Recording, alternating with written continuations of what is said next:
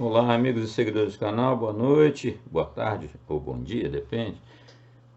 Bem-vindos a todos novos, a esses eu peço que sigam o canal, aos antigos amigos aqui. Os pedidinhos estão resumidos aqui nesse quadro. Vamos logo dar aquele like para evitar que vocês se esqueçam, né? E vamos direto à nossa postagem de hoje, quarta-feira. Quarta-feira, 15 de janeiro. Hoje é dia de interlúdio de terror. Para quem não sabe, quartas-feiras a gente dedica sempre a narrar contos clássicos do horror. E sábados a gente dedica a obra do H.P. Lovecraft. Então hoje é dia de clássico, né? E eu escolhi um dos maiores clássicos, que a gente já narrou várias coisas dele aqui, está aqui a playlist, que é Algernon Blackwood. Algernon Blackwood, eu escolhi um conto dele para dar um foco numa outra fase da carreira dele, diferente das que a gente já das fases mais do fim da carreira dele, que a gente tem narrado aqui, onde tem as principais obras, né? Vocês podem ouvir todas elas aqui na playlist, Vendigo, Os Salgueiros e por aí afora. Hoje eu resolvi postar uma obra importante da carreira do Algernon Blackwood, porém do início da carreira dele. Como sempre acontece, eu não vou me estender aqui muito sobre a vida deles, porque isso a gente já cobriu em introduções das narrativas anteriores. E, portanto, não adianta ficar repetindo. Vocês podem dar uma olhada sempre na playlist, aproveita para reouvir contos e vocês podem se aprofundar em algum detalhe maior, em algum aspecto mais específico da vida dele. Mas dois aspectos eu vou utilizar como base aqui da nossa explanação. Para começo, vocês devem lembrar que a vida do Algernon Blackwood é uma vida muito rica, assim, muito cheia de aventuras. Ele andou pelo mundo inteiro, inclusive isso daí é sustentáculo da carreira dele, porque ele viveu e desempenhou as atividades profissionais mais variadas, né, quando era jovem. Foi para o Canadá e daquelas experiências dele no Canadá, ele construiu, por exemplo, o Vendigo, uma das obras mais importantes dele, playlist. Ele teve na Europa Central e aí aquele aspecto dos Alpes suíços e tal, ele construiu, por exemplo, o conto que a gente narrou aqui também está na playlist, né? Que é o Fascínio da Neve, muito incrível conto. E o Rio Danúbio, com seu ambiente selvagem na época, né, deu margem à construção de Os Salgueiros, um conto, considerado das maiores obras da literatura fantástica de terror, e assim sucessivamente. Esse é um aspecto da vida dele muito interessante, porque tem esse é o solo onde se enraiza a obra dele. O outro aspecto da vida dele, mais diretamente relacionado com o conto de hoje, é a questão do oculto, porque isso é uma marca do Blackwood como escritor. Ele escrevia histórias de terror, porém ele não simplesmente escrevia ficção em cima do terror. Ele, durante um bom tempo, ele se dedicou à pesquisa do oculto. Muito daqueles aspectos que aparecem no John Silence refletem, e o detetive do oculto, né, refletem as experiências pessoais do Blackwood. Ele não só escrevia terror, como ele vivia, de alguma forma, né, o terror. E esse conto de hoje, ele é muito característico disso aí. O conto de hoje chama-se A Casa Vazia. A Casa Vazia é um conto de 1906, portanto ele tinha 30 e poucos anos, 37 anos, quando ele escreveu A Casa Vazia e outros contos. Foi publicado numa antologia de contos dele. E esse A Casa Vazia, ele é muito distinto dos contos outros que estão aqui na playlist.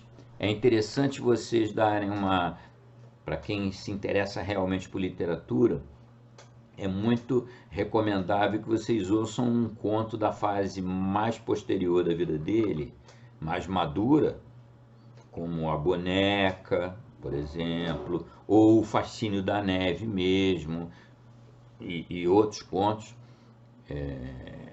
e comparem com A Casa Vazia. A Casa Vazia é a marca do momento, é uma transição, é uma dupla transição, pode-se dizer. É uma transição no sentido da vida mesmo, que ele parou de ficar pelo mundo afora e se fixou na Inglaterra e passou a escrever, virou um escritor efetivamente. E a primeira coisa marcante, primeira obra marcante dessa fase, desse início, pode-se dizer assim, não é a primeira obra dele, mas esse início da dedicação assim, mais profunda à literatura, foi justamente esse A Casa Vazia e Outros Contos de Horror, da antologia, né? E isso é uma coisa interessante desse momento que ele escreveu. E aí ele reflete muito essa fase que ele estava recém terminando, essa fase do estudo do ocultismo, reflete bastante, claro, na obra do John Silence, nas aventuras desse detetive do oculto, evidentemente, diretamente, né, se reflete aí, mas no caso da Casa Vazia está ali muito presente também. Ele é um conto que não é tão denso quanto os Salgueiros, como eu disse, o estilo é muito distinto, isso é natural, né, na evolução da obra de um escritor. O bacana é você ler tudo e ir acompanhando aquele desabrochar, aquela evolução do talento do cara. E no caso do Casa Vazia, ele é muito legal, que ele é dizendo que ele é leve, ele é uma história de terror, né? Mas ele é leve no sentido técnico da escrita. Ele é eu diria que ele é quase como assim um, um ensaio sobre um tema. Que tema? Casa assombrada por fantasmas. É basicamente disso que se trata. Tem até uma premissa um tanto quase ingênua. É uma senhora de idade chama o sobrinho e vai, olha, como quem convida para ir no parque. Vamos numa casa assombrada que tem aqui perto, vamos dar uma olhada lá. É basicamente isso aí. Essa é a premissa do conto, mas é pouco importante. Que o importante é como que ele desenha, como ele pinta uma situação de pessoas, quer dizer, aquela densidade psicológica das pessoas até nem existe. Sabe que são duas pessoas, um sobrinho e uma tia, mas o foco está na casa e o foco está nos fenômenos paranormais que rolam ali. É completamente diferente de qualquer outra coisa do Algernon Blackwood. Muito importante, muito interessante, tem esse aspecto historiográfico que eu considero bacana, e serve como um pedaço do nosso mosaico da carreira dele, retratando o início dessa carreira. É isso aí que vem a ser A Casa Vazia. Eu tenho certeza que vocês vão gostar. A prosa do Algernon Blackwood é delícia, não tem como não apaixonar, né? Bem, era isso por hoje, mas aí eu queria lembrar a vocês que no domingo passado, agora no dia 12, nós colocamos lá na aba comunidade, quem não foi lá a favor ir e votar, tem uma enquete lá, que eu estou com um projeto, a gente já narrou aí alguns romances, Retrato de Dorian Gray, narramos o Arthur Gordon Pym, do Edgar Allan Poe, mas eu quero pegar um grande clássico do horror, as opções estão lá na enquete, um grande clássico do horror, ver o que vocês mais votarem, vai valer até o próximo domingo, 19, e vou começar a narrar, com calma, em partes, evidentemente, que são romances de fôlego, né? São obras grandes, E quem não votou, foi lá votar para a gente escolher qual é o romance favorito de vocês para iniciar esse nosso projeto Um Século de Horror, porque são romances todos escritos no intervalo de 100 anos, 1818 a 1900 e pouquinho, 1906, salvo engano, que é o mais novo, né, dos romances. Então, deem uma olhada lá. Muito obrigado a todo mundo pelo apoio, o canal continua naquele crescimento orgânico dele. Vamos seguir em frente e hoje vamos de Algernon Blackwood e sua A Casa Vazia, 1906. Um abraço a todo mundo, saudações, fiquem bem. A Casa Vazia, Algernon Blackwood, publicado pela primeira vez em 1906 na coletânea The Empty House and Other Ghost Stories. Certas casas, como certas pessoas, conseguem de alguma forma proclamar seu caráter ao mal. No caso do último, nenhum recurso particular parece traí-los. Podem ostentar um semblante aberto e um sorriso ingênuo, e ainda um pouco de sua companhia deixa a inalterável convicção de que há algo radicalmente errado em seu ser, que eles são maus. De um jeito ou de outro, eles parecem comunicar uma atmosfera de pensamentos secretos e perversos que faz com que aqueles que estão em sua vizinhança imediata se afastem deles como se estivessem doentes. E talvez, com as casas, o mesmo princípio é operativo, e é o aroma de más ações cometidas sob um teto particular, muito depois dos malfeitores terem morrido, que fazem com que o arrepio venha e o cabelo suba. Algo da paixão original do malfeitor e do horror sentido por sua vítima entra no coração do observador inocente, o qual se torna repentinamente consciente de nervos formigantes, pele rastejante e um frio no sangue, aterrorizado sem causa aparente. Não havia manifestamente nada na aparência externa desta casa em particular para sustentar as histórias do horror que se dizia reinar em seu interior. Não era solitária nem desleixada. Ela ficou amontoada em um canto da praça e parecia exatamente como as casas em ambos os lados dela. Tinha o mesmo número de janelas que suas vizinhas, a mesma varanda com vista para os jardins, os mesmos degraus brancos que levavam à pesada porta preta da frente. E, na retaguarda, havia a mesma estreita faixa de verde, com bordas de caixa, correndo até a parede que a dividia das traseiras das casas contíguas. Aparentemente, também o número de panelas de chaminé no telhado era o mesmo, a largura e o ângulo dos beirais, e até a altura das grades da área suja. E, no entanto, aquela casa na praça, que se parecia exatamente semelhante às suas 50 vizinhas feias, era, na verdade, completamente diferente, terrivelmente diferente. Onde está esta diferença tão marcante e invisível é impossível dizer. Não pode ser atribuída inteiramente à imaginação, porque pessoas que haviam passado algum tempo na casa sem saber nada dos fatos haviam declarado ostensivamente que certas salas eram tão desagradáveis que preferiam morrer a entrar lá de novo, e que toda a atmosfera da casa produzia agouros de um terror genuíno. Enquanto a série de inquilinos inocentes que tentaram viver nela e foram forçados a se desfazer dela no menor tempo possível, era, na verdade, um pouco menos que um escândalo na cidade. Quando Shorthouse chegou para fazer uma visita de fim de semana à sua tia Júlia em sua casinha em frente ao mar, no outro extremo da cidade, encontrou uma mulher arrebatada pelo mistério da casa.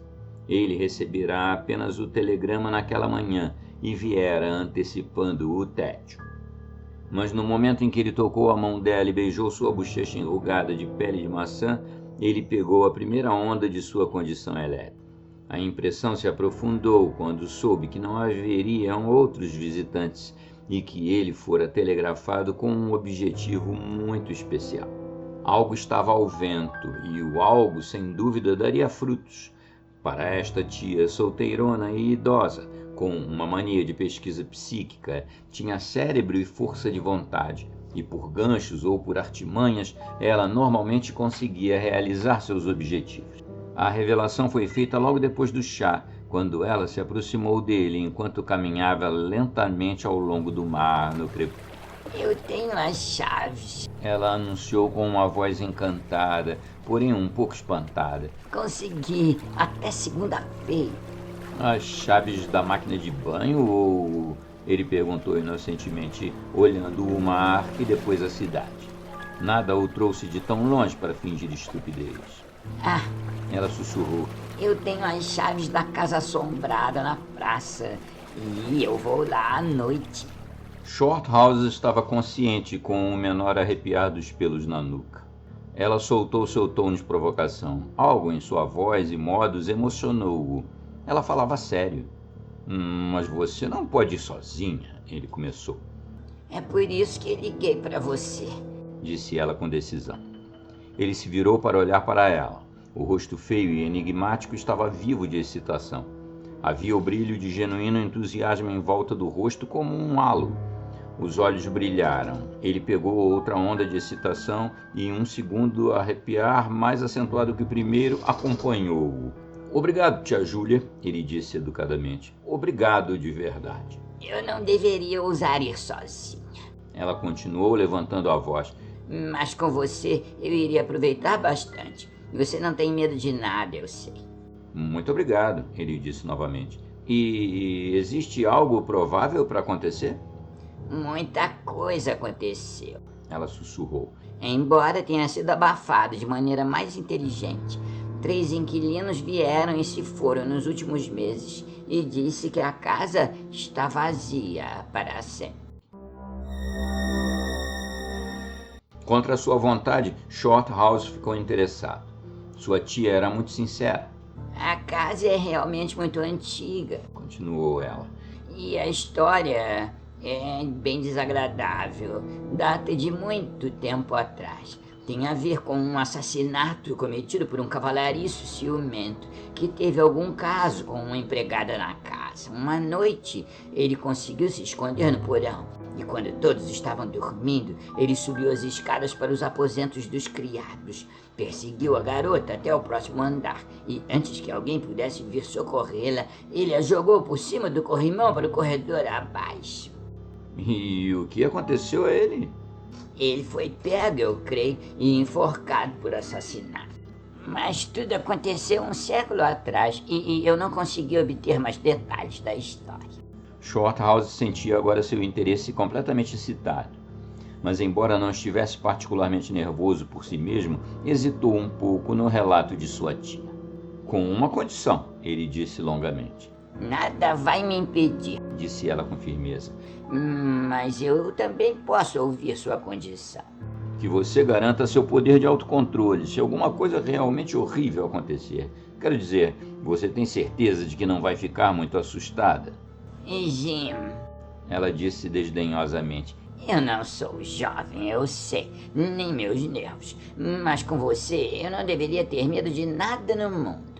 Isso naturalmente resolveu-o, pois Shorthouse não tinha pretensões de ser outro que não um jovem comum, e um apelo à sua vaidade eram irresistíveis. Ele concordou em ir. Instintivamente, como uma espécie de preparação subconsciente, ele se manteve frio por toda a noite, forçando-se a uma reserva acumulativa de autocontrole por um processo interno inominável, o qual consistia em gradualmente afastar todas as emoções e girar a chave sobre elas. Um processo difícil de descrever, mas maravilhosamente eficaz, pois todos os homens que passaram por severos julgamentos internos compreendem bem. Mais tarde ficou em boa disposição. Mas não foi até às 10h30, quando eles estavam no corredor, bem no brilho das lâmpadas amigáveis e ainda cercados por influências humanas reconfortantes, que ele teve que fazer o primeiro chamado nesta loja de força reunida. Pois, uma vez que a porta foi fechada e ele viu a rua silenciosa e deserta se estendendo branca ao luar diante deles, ocorreu-lhe claramente que o verdadeiro teste naquela noite seria lidar com 2 medos em vez de um. Ele teria que carregar o medo de sua tia, assim como o seu próprio. E quando ele olhou para seu semblante de esfinge e percebeu que não poderia assumir nenhum aspecto agradável em uma onda de terror real, ele se sentiu satisfeito com apenas uma coisa em toda a aventura. que ele tinha confiança em sua própria vontade e poder para resistir a qualquer choque que pudesse vir. Lentamente eles caminharam pelas ruas vazias da cidade. Uma lua brilhante de outono prateava os telhados, lançando sombras profundas. Não havia sopro de vento, e as árvores nos jardins formais à beira-mar os observavam em silêncio enquanto passavam. Às observações ocasionais de sua tia, Shorthouse não respondeu, percebendo que estava simplesmente cercando-se de reservas mentais, dizendo coisas comuns para evitar pensar em coisas extraordinárias. Poucas janelas mostravam luzes, e a partir de uma única chaminé vinha fumaça e faíscas. Shorthouse já havia começado a observar tudo, até os menores detalhes, até que eles pararam em uma esquina e olharam para o número da casa ao luar, e combinados, mas sem ressalvas, eles se viraram para a praça e cruzaram para o lado da casa que ficava na sombra. O número da casa é 13, sussurrou uma voz ao seu lado, e nenhum deles fez a referência óbvia, mas atravessaram a larga luz do luar e começaram a subir a calçada em silêncio. Foi a cerca de meio caminho da praça que Shorthouse sentiu um braço deslizar silencioso, mas significativamente em cima do seu. E soube então que a aventura deles havia começado a sério e que sua companheira já estava cedendo imperceptivelmente às influências contra eles. Ela precisava de apoio. Alguns minutos depois pararam diante de uma casa alta e estreita que se elevava diante deles até a noite, feia em forma e pintada de um branco desbotado. Janelas sem persianas, sem cortinas olhavam para eles, brilhando aqui e ali ao luar. Havia manchas de tempo na parede e rachaduras na pintura, e a sacada se projetava do primeiro andar um pouco artificialmente.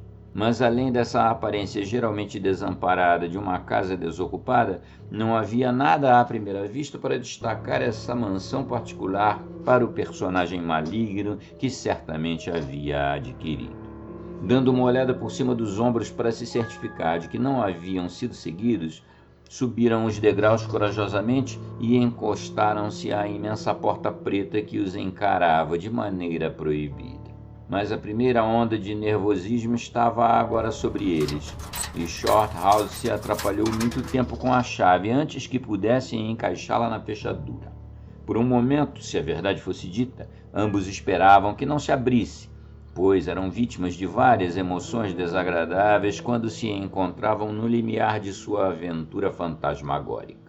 Shorthouse, arrastando a chave e impedido pelo peso firme de seu braço, certamente sentiu a solenidade do momento. Era como se o mundo inteiro, pois toda a experiência parecia naquele instante concentrada em sua própria consciência, estivesse ouvindo o barulho desagradável daquela chave.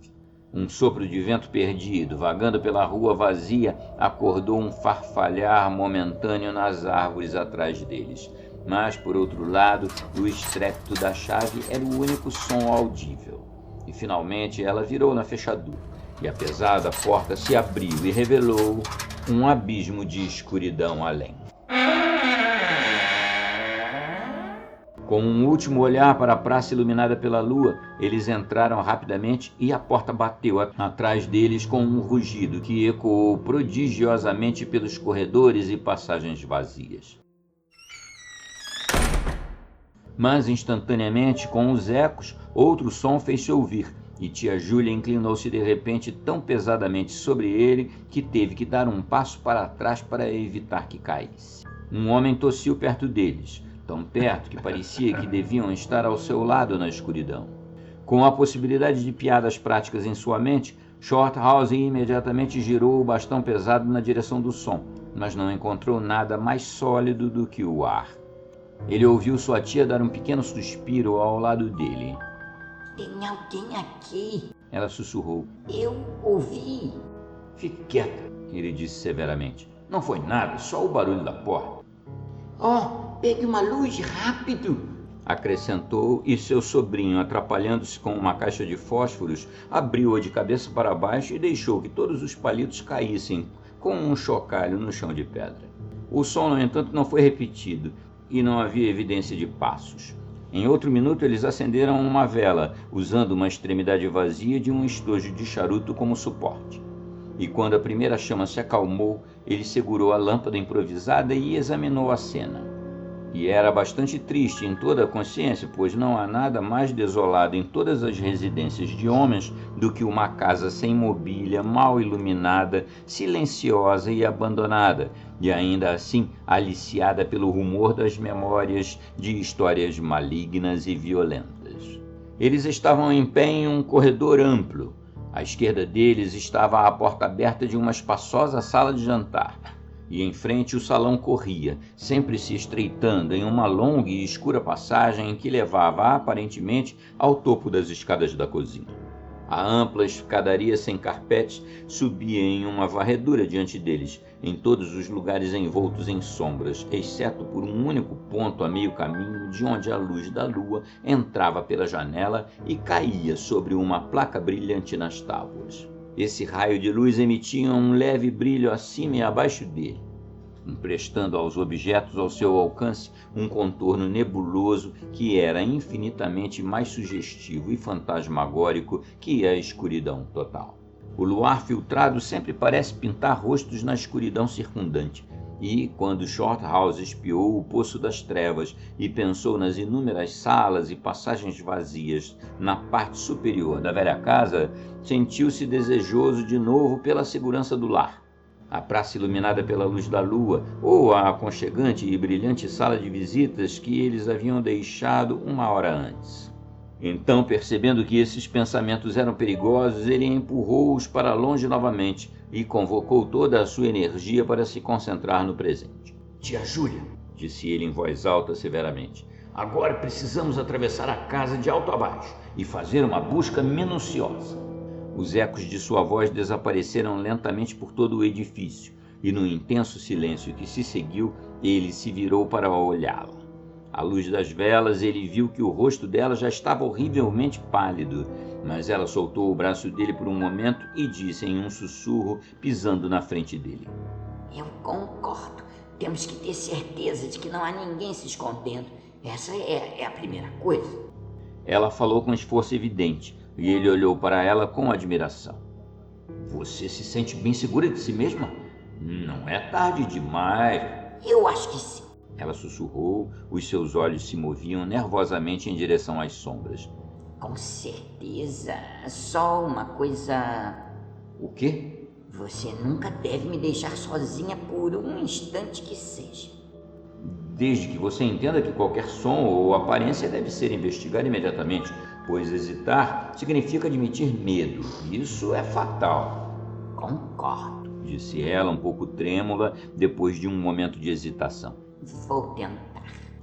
De braços dados, Shorthouse segurando a vela pingando e o bastão, enquanto sua tia carregava o manto sobre os ombros, figuras de comédia total para todos, menos para si mesmos, iniciaram uma busca sistemática. Furtivamente andando na ponta dos pés e protegendo a vela para que não traísse sua presença através das janelas sem cortinas, foram primeiro para a grande sala de jantar. Não havia um pedaço de mobília para ser visto. Paredes nuas, pedaços de cornija de lareira e grades vazias os encaravam. Tudo o que sentiam se ressentia de sua intrusão, observando-os, por assim dizer, com olhos velados. Sussurros os seguiram. Sombras esvoaçavam silenciosamente para a direita e para a esquerda. Alguma coisa parecia estar sempre às suas costas, observando, esperando uma oportunidade para machucá-los. Havia a inevitável sensação de que as operações que aconteciam quando a sala estava vazia tinham sido temporariamente suspensas até que estivessem bem fora do caminho novamente. Todo o interior escuro do antigo edifício parecia se tornar uma presença maligna que se erguia, advertindo-os a desistir e cuidar de seus próprios negócios. A cada momento a pressão sobre os nervos aumentava. Fora da sombria sala de jantar, passaram por grandes portas dobráveis em uma espécie de biblioteca ou sala de fumar, envoltas igualmente em silêncio, escuridão e poeira. E a partir disso, alcançaram o salão perto do topo das escadas dos fundos.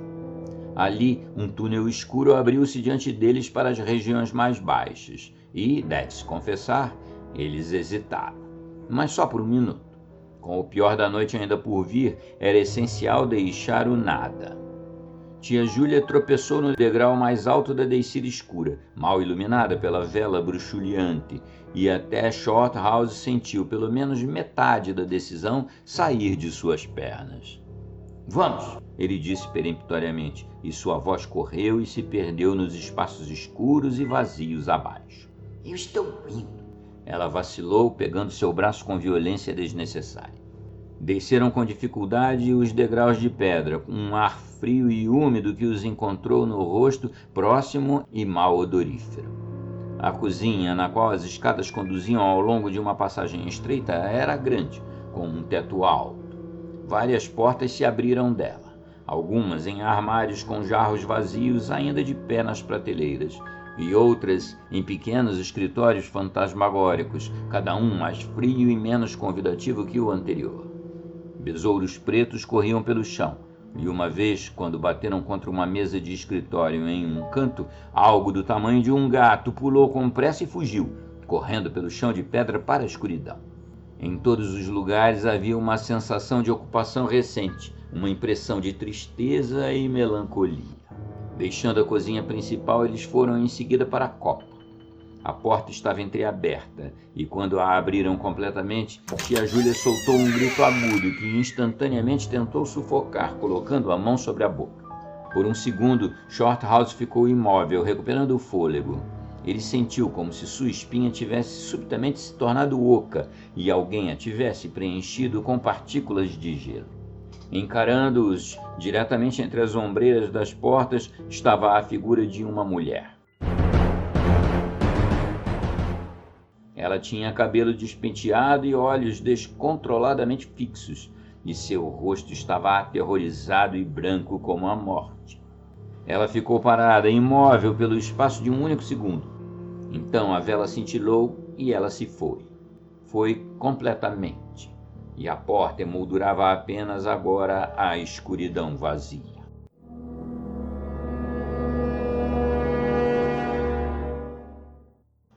Apenas a luz de velas de saltos bestiais, disse ele rapidamente em uma voz que soava como a de outra pessoa, e estava apenas parcialmente sob controle.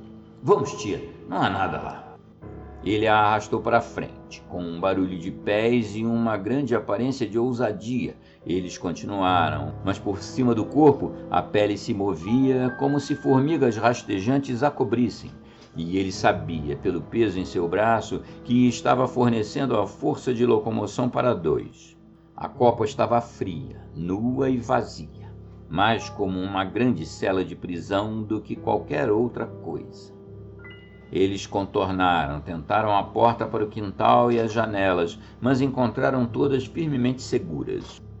Sua tia se moveu ao lado dele como uma pessoa em um sonho.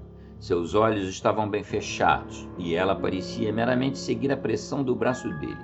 Sua coragem o encheu de espanto. Ao mesmo tempo percebeu que certa mudança estranha havia surgido em seu rosto, uma mudança que de algum modo escapou de seu poder de análise. Não há nada aqui, tia, ele repetiu em voz alta rapidamente. Vamos lá para cima e vamos ver o resto da casa. Então vamos escolher um quarto para esperar. Ela o seguiu obediente, mantendo-se ao seu lado, e eles trancaram a porta da cozinha atrás deles. Foi um alívio levantar de novo. No corredor havia mais luz do que antes, pois a lua havia avançado um pouco mais abaixo na escada. Cautelosamente começaram a subir para a abóbada escura da casa superior, as tábuas rangendo sob seu peso. No primeiro andar encontraram os grandes salões duplos, cuja busca não revelou nada. Aqui também não havia sinal de mobília ou ocupação recente. Nada além de poeira, negligência e sombras. Eles abriram as grandes portas dobráveis entre as salas de estar da frente e de trás, e depois voltaram para o patamar e subiram as escadas. Eles não haviam subido mais do que uma dúzia de degraus quando ambos pararam simultaneamente para ouvir, olhando nos olhos um do outro com uma nova apreensão através da chama oscilante da vela. Do quarto que haviam deixado 10 segundos antes, ouviu-se o som de portas se fechando em silêncio. foi além de qualquer questão. Eles ouviram o barulho estrondoso que acompanha o fechamento de portas pesadas, seguido pela captura afiada do trinco. Devemos voltar e ver, disse Shorthouse brevemente, em um tom baixo e voltando-se para descer novamente. Ela conseguiu se arrastar atrás dele, seus pés pegando seu vestido, seu rosto lívido. Quando entraram na sala de estar da frente, ficou claro que as portas dobráveis tinham sido fechadas, meio minuto antes. Sem hesitar, Shorthouse abriu-os. Ele quase esperava ver alguém de frente para ele no quarto dos fundos, mas apenas escuridão e ar frio o encontraram. Passaram por ambos os aposentos, não achando nada em comum.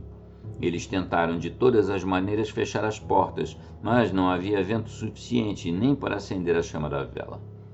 As portas não se moviam sem uma forte pressão. Tudo ficou em silêncio, como a sepultura.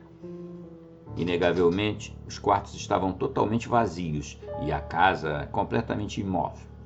Está começando, sussurrou uma voz em seu cotovelo que ele dificilmente reconhecia como a de sua tia. Ele acenou com a cabeça, tirando o relógio para anotar a hora. Foram 15 minutos antes da meia-noite. Ele anotou exatamente o que ocorrera em seu caderno, colocando a vela no estojo no chão para fazê-lo. Demorou um momento ou dois para equilibrá-lo com segurança contra a parede. Tia Júlia sempre declarou que, naquele momento, ela não estava realmente observando-o, mas virara a cabeça para o quarto interior, onde imaginava ter ouvido algo se mexer. Mas, de qualquer forma, ambos concordaram ostensivamente que veio um som de pés apressados, pesados e muito rápidos, e no instante seguinte a vela estava apagada. Mas para o próprio Shorthouse tinha vindo mais do que isso, e ele sempre agradeceu às suas estrelas afortunadas que isso lhe ocorreu apenas para ele e não para sua tia também. Pois, ao levantar-se da curvada posição de equilibrar a vela e antes de realmente se extinguir, um rosto se lançou para a frente tão perto do seu que quase pôde tocá-lo com os seus lábios.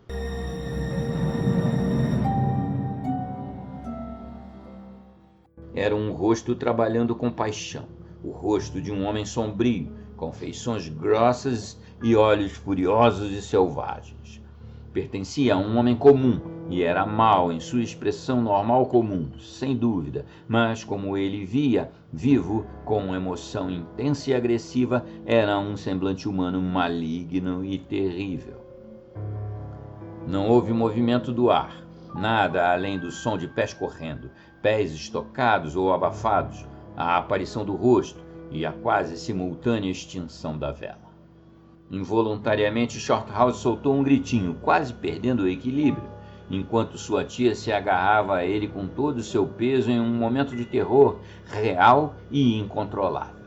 Ela não fez nenhum som, mas simplesmente o agarrou fisicamente. Felizmente, porém, ela não vira nada, mas só ouvira os pés apressados, pois seu autocontrole voltava quase imediatamente, e ele conseguiu se desvencilhar e acertar um fósforo. As sombras corriam por todos os lados antes do clarão, e sua tia se abaixou e procurou o estojo de charutos com a preciosa vela. Então descobriram que a vela não havia sido apagada, tinha sido esmagada.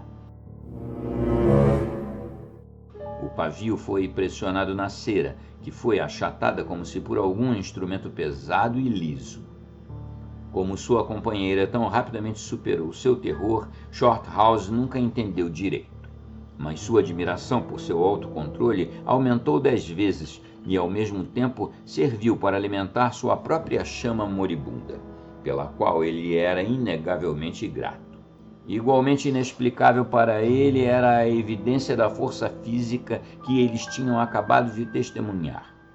Imediatamente reprimiu a lembrança de histórias que ouvira sobre médiuns e seus perigosos fenômenos, pois, se isso fosse verdade, ele ou a tia dele eram involuntariamente médiuns, isso significava que eles estavam simplesmente ajudando a concentrar as forças de uma casa assombrada já carregada até a borda. Era como andar com lâmpadas desprotegidas entre os depósitos de pólvora destampados. Então, com o mínimo de reflexão possível, ele simplesmente soltou a vela e subiu para o andar seguinte. O braço em seu tremor, é verdade, e seu próprio passo era muitas vezes incerto, mas eles continuaram com perfeição, e depois de uma busca revelando nada, subiram o último lance de escadas até o último andar de todos.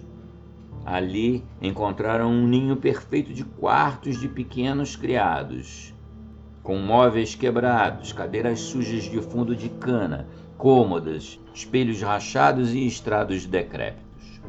Os cômodos tinham tetos baixos inclinados, penduradas aqui e ali, com teias de aranha, pequenas janelas e paredes maltratadas, numa região deprimente e sombria que eles estavam contentes em deixar para trás. Foi no curso da meia-noite quando entraram em uma pequena sala no terceiro andar, perto do topo da escada, e combinaram para se sentirem confortáveis para o resto de sua aventura. Estava absolutamente vazio, e foi dito ser o quarto, então usado como um armário de roupas, em que o noivo enfurecido tinha perseguido sua vítima e finalmente a pegou. Do lado de fora, do outro lado do pouso estreito, começaram as escadas que levavam ao andar de cima e aos alojamentos dos criados, onde haviam acabado de procurar. Apesar da frieza da noite, havia algo no ar da sala que clamava por uma janela aberta. Mas havia mais do que isso. Shorthouse só poderia descrevê-lo dizendo que se sentia menos senhor de si, mesmo do que em qualquer outra parte da casa. Havia algo que agia diretamente nos nervos, cansando a resolução, enfraquecendo a vontade. Ele estava consciente desse resultado antes de estar na sala por 5 minutos. E foi no curto tempo que ficaram lá que ele sofreu o esgotamento de suas forças vitais, o que era para ele o principal horror de toda a experiência. Eles colocaram a vela no chão do armário, deixando a porta alguns centímetros entreabertos, de modo que não havia brilho para confundir os olhos, nem sombra para se deslocar nas paredes e no teto. Depois espalharam um manto no chão e sentaram-se para esperar, de costas para a parede. Shorthouse estava a menos de meio metro da porta do patamar. Sua posição ditava uma boa visão da escada principal que levava à escuridão, e também do começo das escadas dos empregados, que iam até o andar de cima. O pesado bastão estava ao lado dele a uma curta distância. A lua estava agora bem acima da casa. Pela janela aberta eles podiam ver as estrelas reconfortantes como olhos amigáveis observando no céu. Um a um, os relógios da cidade chegaram à meia-noite, e quando os sons se dissiparam, o silêncio profundo de uma noite sem vento voltou a cair sobre tudo. Apenas a explosão do mar, longe e lúgubre, enchia o ar de murmúrios vazios. O silêncio profundo de uma noite sem vento voltou a cair sobre tudo. Apenas a explosão do mar, longe e lúgubre, enchia o ar de murmúrios vazios. Dentro da casa, o silêncio se tornou horrível. Horrível, ele pensou, porque a qualquer minuto agora pode ser quebrado por sons que anunciam terror. A tensão da espera dizia cada vez mais severamente aos nervos. Eles conversavam em sussurros quando falavam, pois suas vozes soavam estranhas e antinaturais. Uma frieza não totalmente devida ao ar noturno invadiu a sala e os fez gelar. As influências contra eles, quaisquer que fossem, estavam lentamente roubando-lhes a autoconfiança e o poder da ação decisiva. Suas forças estavam em declínio e a possibilidade de medo real adquiriu um novo e terrível significado. Ele começou a tremer pela mulher idosa ao seu lado, cuja coragem dificilmente a salvaria até certo ponto. Ele ouviu o sangue cantando em suas veias. Às vezes parecia tão alto que ele imaginava que impedia de ouvir corretamente certos outros sons que começavam fracamente a se tornarem audíveis nas profundezas da casa. Toda vez que ele fixava sua atenção nesses sons, eles cessavam instantaneamente. Eles certamente não chegaram mais perto. No entanto, ele não conseguia se livrar da ideia de que o movimento estava acontecendo em algum lugar nas regiões mais baixas da casa. O chão da sala de visitas, onde as portas estavam tão estranhamente fechadas, parecia muito próximo. Os sons estavam mais distantes do que isso. Pensou na grande cozinha, com os escaravelhos negros e com a pequena e desanimadora copa, mas de alguma forma ou de outra, eles não pareciam vir de lá também. Certamente eles não estavam fora da casa. Então, de repente, a verdade surgiu em sua mente, e pelo espaço de 1 minuto ele sentiu como se seu sangue tivesse parado de fluir e se tornado gelo. Os sons não estavam no andar de baixo, eles estavam no andar de cima. No andar de cima, em algum lugar daqueles horríveis e sombrios quartos dos criados, com seus móveis quebrados, tetos baixos e janelas gradeadas. No andar de cima, onde a vítima fora perturbada e perseguida até a morte. E no momento em que descobriu onde estavam os sons, começou a ouvi-los com mais clareza. Era o som dos pés, movendo-se furtivamente pela passagem acima, entrando e saindo entre os cômodos e passando pela mobília. Ele virou-se rapidamente para dar uma olhada para a figura imóvel sentada ao lado dele, para notar se ela havia compartilhado sua descoberta. A fraca luz de vela que entrava pela fresta da porta do armário lançava seu rosto fortemente marcado em relevo vívido contra o branco da parede. Mas foi outra coisa que o fez recuperar o fôlego e olhar novamente. Uma coisa extraordinária surgira em seu rosto e parecia se espalhar por suas feições como uma máscara. Alisou as linhas profundas e desenhou a pele em todos os lugares um pouco mais apertada, de modo que as rugas desaparecessem. Isso trouxe à face, com uma única exceção dos velhos olhos, uma aparência de juventude e quase de infância. Ele ficou olhando pasmo sem palavras, assombro que estava perigosamente perto do horror. Era o rosto de sua tia, na verdade, mas era o rosto dela de 40 anos atrás, o rosto inocente e vago de uma garota. Ele ouvira histórias daquele estranho efeito de terror que poderia limpar um semblante humano de outras emoções, obliterando todas as expressões anteriores. Mas ele nunca tinha percebido que poderia ser literalmente verdade, ou poderia significar algo tão simplesmente horrível quanto ele via agora. Pois a terrível assinatura do medo dominador estava escrita claramente naquela completa vaga do rosto de moça a seu lado. E quando, sentindo seu olhar intenso, ela se virou para olhá-lo, ele instintivamente fechou os olhos com força para fechar a vista. No entanto, quando ele se virou 1 minuto depois, com os sentimentos bem à mão, viu em seu intenso alívio outra expressão. Sua tia sorria, e embora o rosto estivesse mortalmente branco, o véu horrível se levantara e o olhar normal voltava. Algo errado? Era tudo o que ele conseguia pensar em dizer no momento. E a resposta foi eloquente, vindo de uma mulher assim. Sinto frio e estou um pouco assustada. Ela sussurrou. Ele se ofereceu para fechar a janela, mas ela agarrou-o e implorou para que ele não saísse de seu lado nem por um instante. Está lá em cima, eu sei. Ela sussurrou com uma meia risada estranha. Mas eu não posso subir.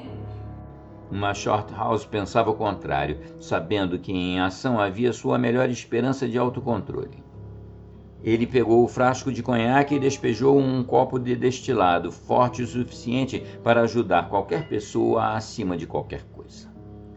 Ela engoliu com um pequeno arrepio.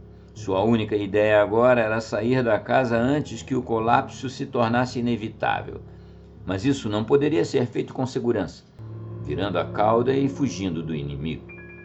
A inação não era mais possível. A cada minuto ele estava se tornando menos mestre de si mesmo, e medidas agressivas e desesperadas eram imperativas sem mais demora. Além disso, a ação deve ser tomada em direção ao inimigo, não longe dele. O clímax, se necessário e inevitável, teria que ser enfrentado corajosamente. Ele poderia fazer isso agora, mas em 10 minutos ele pode não ter forças para agir por si mesmo, muito menos pelos dois. No andar de cima, Os sons estavam ficando cada vez mais altos e próximos, acompanhados do ranger ocasional das tábuas. Alguém estava se movendo furtivamente, tropeçando agora e depois desajeitadamente contra a mobília. Esperando alguns instantes para permitir que a dose tremenda do álcool produzisse seu efeito e sabendo que isso duraria apenas um curto período de tempo sob as circunstâncias, Shorthouse então silenciosamente levantou-se, dizendo com uma voz determinada: "Agora, tia Júlia, nós vamos lá para cima e vamos descobrir do que se trata todo esse barulho. Você também deve vir. Foi o que nós concordamos." Ele pegou seu bastão e foi até o armário pegar a vela. Uma forma flácida ergueu-se trêmula ao lado dele, respirando com dificuldade, e ele ouviu uma voz dizer muito fracamente alguma coisa sobre estar pronta para ir. A coragem da mulher o surpreendeu. Era muito maior que a sua. E, à medida que avançavam, erguendo a vela pingando, alguma força sutil exalava dessa velha trêmula e de cara branca ao seu lado, que era a verdadeira fonte de sua inspiração. Ele segurava algo realmente grande que o envergonhava e lhe dava o apoio sem o qual ele teria se mostrado muito menos igual à ocasião. Atravessaram o patamar escuro, evitando com os olhos o profundo espaço negro sobre os corrimões. Então começaram a subir a escada estreita para encontrar os sons que, minuto a minuto, ficavam cada vez mais altos. Mais ou menos a meio caminho das escadas, tia Júlia tropeçou e Shorthouse virou-se para pegá-la pelo braço. E naquele momento houve um tremendo estrépito no corredor dos criados. Foi imediatamente seguido por um grito estridente e agonizante, que foi um grito de terror e um grito de socorro ao mesmo tempo, mesclados em um único. Antes que eles pudessem se afastar ou descer um único degrau, alguém veio correndo pela passagem acima, errando horrivelmente, correndo loucamente a toda velocidade, 3 degraus de cada vez, descendo a escada onde eles estavam. Os passos eram leves e incertos, mas logo atrás deles soou o passo mais pesado de outra pessoa, e a escada pareceu tremer. Shorthouse e sua companheira tiveram tempo de se achatar contra a parede quando a confusão de passos voadores estava sobre eles, e 2 pessoas, com o menor intervalo possível entre elas, passaram a toda velocidade. Foi um redemoinho perfeito de som, rompendo o silêncio da meia-noite do prédio vazio. Os 2 corredores, perseguidor e perseguido, passaram através deles onde estavam, e já com um baque as tábuas abaixo receberam primeiro uma, depois a outra. No entanto, eles não viram absolutamente nada, nem uma mão, nem um braço, nem um rosto, nem mesmo um fragmento de roupas esvoaçando. Houve uma pausa de segundos. Então, o primeiro, o mais leve dos 2, obviamente o perseguido, correu com passos incertos para a pequena sala que Shorthouse e sua tia tinham acabado de deixar. O mais pesado seguiu. Ouviu-se um som de gritos arrastados, ofegantes e sufocados, e depois para o patamar veio o passo de uma única pessoa pisando pesado. Um silêncio mortal seguiu pelo espaço de meio minuto. E então se ouviu um som apressado pelo ar. Seguiu-se um baque surdo nas profundezas da casa abaixo, no chão de pedra do salão. O silêncio absoluto reinou depois. Nada mudou. A chama da vela estava firme. Estivera firme o tempo todo e o ar não tinha sido perturbado por nenhum movimento. Paralisada com terror, tia Júlia, sem esperar por seu companheiro, começou a desembaraçar seu caminho para baixo. Ela estava chorando baixinho, e quando Shorthouse colocou o braço em volta dela e a carregou, ele sentiu que ela estava tremendo como uma folha. Entrou no quartinho, pegou o manto no chão e, de braços dados, andando muito devagar, sem dizer uma palavra, nem olhando uma vez para trás, eles desceram os 3 lances até o vestíbulo. No corredor eles não viram nada, mas ao longo de toda a escada estavam conscientes de que alguém os seguia. Passo a passo. Quando eles foram mais rápidos, foram deixados para trás, e quando eles foram mais devagar, eles os alcançaram.